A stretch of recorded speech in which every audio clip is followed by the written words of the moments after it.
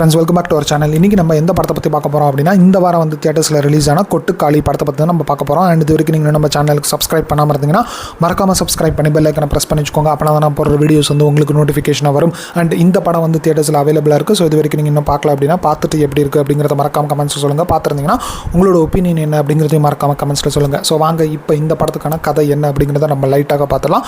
நம்மளுக்கு ஆரம்பத்தில் கதையின் நாயகியான மீனா வந்து காட்டுறாங்க. ஸோ அவங்க தான் வந்து ஆனபென். அண்ட் அவங்க வந்து ஒரு மாதிரி பித்து பிடிச்ச மாதிரி இருக்காங்க அப்படிங்கிற மாதிரி நம்மளுக்கு காமிக்கப்படுது.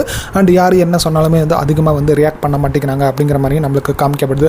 ஸோ இதெல்லாம் வந்து நம்ம பார்க்குறப்ப அந்த கேரக்டருக்கு என்னமோ வந்து நடந்திருக்கு அப்படிங்கிற மாதிரி நம்மளால் புரிஞ்சுக்க முடியுது. இதை பார்த்துட்டு அவங்க குடும்பத்தில் என்ன யோசிக்கிறாங்க அப்படின்னா, ஒருவேளை இந்த பொண்ணுக்கு வந்து பேய் பிடிச்சிருக்குமோ, இல்லை அப்படின்னா இந்த பொண்ணுக்கு யாராவது வந்து பில்லி சூனியெல்லாம் வச்சுருப்பாங்க, அதனால தான் இந்த பொண்ணு இப்படிலாம் நடந்துக்குது. நம்ம வந்து சாமியாரை கொண்டு போய் காட்டணும் அப்படின்னா அவர் வந்து எல்லாத்தையும் எடுத்து விட்டுருவாரு. அண்ட் நம்ம பொண்ணு வந்து நார்மல் ஆகிடும். நம்ம பொண்ணு நார்மல் ஆகிடணும்னு இந்த பாண்டிக்கு வந்து கட்டி கொடுத்துடலாம் அப்படிங்கிற மாதிரியும் முடிவு பண்ணுறாங்க. ஸோ முடிவு பண்ணிவிட்டு ரெண்டு குடும்பத்துலேயும் வந்து சாமியாரை பார்க்க போகலாம் அப்படிங்கிற மாதிரி முடிவு பண்ணுறாங்க. அண்ட் சில பேர் வந்து ஷேர் ஆட்டோவில் போகிறாங்க, சில பேர் பைக்கில் போகிறாங்க, சில பேர் வந்து ஸ்கூட்டியில் போகிறாங்க அப்படிங்கிற மாதிரி நம்மளுக்கு காமிக்கப்படுது. போகிற வழியில் என்னென்னலாம் நடக்குது, அண்ட் அதே மாதிரி கடைசியில் வந்து அவங்க சாமியாரை பார்க்க போனாங்களா இல்லையா, சாமியாரை பார்த்ததுக்கப்புறம் என்னென்னலாம் நடக்குது, அண்ட் உண்மையாலுமே ஆனபென்னுக்கு என்ன தான் ஆச்சு அப்படிங்கிறது தான் நம்மளுக்கு இந்த படத்தில் வந்து காமிச்சிருக்காங்க.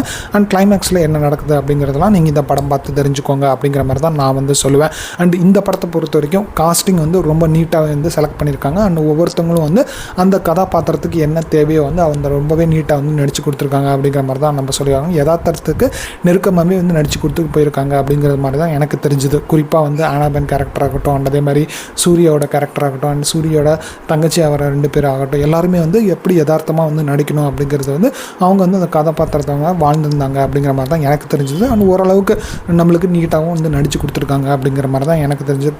குறிப்பாக வந்து அவங்களோட பெர்ஃபார்மன்ஸ்னால தான் நம்ம வந்து அந்த கதையை வந்து ஓரளவுக்கு ஹோல்ட் பண்ணி பார்க்க வச்சுது அப்படிங்கிறதும் நம்ம சொல்லி ஆகணும். அண்ட் அதே மாதிரி சவுண்ட் டிசைனிங்கும் வந்து ஓரளவுக்கு நீட்டாகவே கொடுத்துருந்தாங்க. ஏன்னா இந்த படத்தில் வந்து மியூசிக் இல்லை அப்படிங்கிறப்ப அந்த சவுண்ட் டிசைனிங்கில் வந்து நம்மளுக்கு நேச்சுரலாக என்னென்னலாம் சவுண்ட்ஸ் வருமோ அதை வந்து நம்மளுக்கு ஓரளவுக்கு வந்து எடுத்து கொடுத்துருக்காங்க அப்படிங்கிற மாதிரி தான் எனக்கு தெரிஞ்சு சொல்லி ஆகணும்.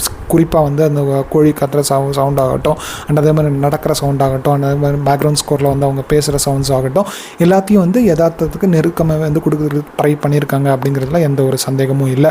அண்ட் அதே மாதிரி குறிப்பாக வந்து பர்ஃபார்மன்ஸ் சொல்கிறப்ப ஆனபென்னோட பர்ஃபார்மன்ஸும் சரி, சூரியோட பர்ஃபார்மன்ஸும் சரி ரொம்ப எக்ஸ்ட்ராடினரியாக இருந்துச்சு அப்படிங்கிற மாதிரி தான் எனக்கு தெரிஞ்சு சொல்லியாரும். குறிப்பாக வந்து அந்த டுவர்ட்ஸ் இன்டர்வலில் வந்து சூரி வந்து ஒரு கட்டத்தில் வந்து பர்ஸ்ட் அவுட் ஆவார். அதெல்லாம் வந்து ரொம்ப நீட்டாக வந்து ப்ளே பண்ணியிருந்தார் அப்படிங்கிற மாதிரி தான் எனக்கு தெரிஞ்சு சொல்லியாகணும்.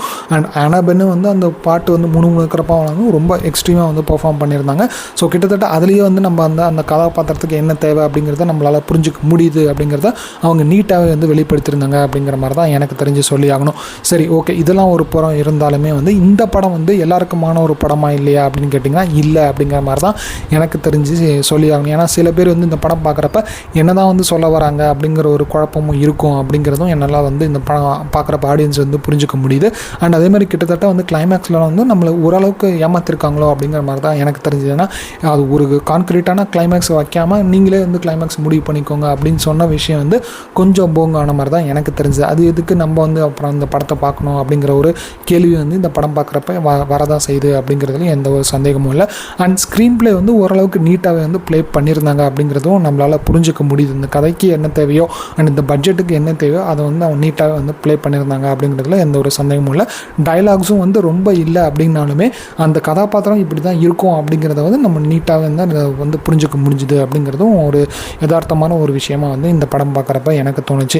ஸோ ஓவராலாக இந்த படத்தை வந்து பார்க்கலாமா வேணாமா அப்படின்னு கேட்டிங்கன்னா, நீங்கள் வந்து உலக சினிமாலாம் பார்ப்பேன் அண்ட் அதே மாதிரி எனக்கு எந்த சினிமா இருந்தாலும் ஓகே அப்படிங்கிற மாதிரி ஆளாக இருந்தீங்கன்னா இந்த படம் வந்து உங்களுக்கு ஓரளவுக்கு என்கேஜிங்காக இருக்கும் அப்படிங்கிற மாதிரி தான் எனக்கு தோணுது. அண்ட் நீங்கள் வந்து ஜென்ரல் ஆடியன்ஸாக இருந்தீங்க அப்படின்னா எனக்கு வந்து கிளைமேக்ஸ்லாம் வேணும் அண்ட் அதே மாதிரி ஒவ்வொரு கதாபாத்திரமும் என்ன பண்ணுது அப்படிங்கிறத புரிஞ்சுக்கணும் அப்படிங்கிற மாதிரி ஆளாக இருந்தீங்கன்னா இந்த படம் வந்து உங்களுக்கான படம் இல்லை அப்படிங்கிறதையும் நான் சொல்லிக்க விரும்புகிறேன். அண்ட் படம் பார்த்துட்டு என்னடா இப்படி இருந்துச்சு அப்படிங்கிற மாதிரி ஃபீல் பண்ணாதீங்க அப்படிங்கிறதையும் நான் முன்னாடியே சொல்லிக்க விரும்புகிறேன். ஸோ இந்த படம் வந்து ஓப்பனாக எந்த ஒரு எக்ஸ்பெக்டேஷனுமே இல்லாமல் போனீங்க அப்படின்னா உங்களுக்கு இந்த படம் வந்து ஃபுல்லாக பார்த்துட்டு வெளியில் வரப்போ ஒரு தாக்கத்தை கொடுக்கும் அப்படிங்கிறத நான் நம்புகிறேன். நீங்கள் இந்த படம் பார்த்துட்டு எப்படி இருந்துச்சு அப்படிங்கிறத மறக்காமல் கமெண்ட்ஸில் சொல்லுங்கள்.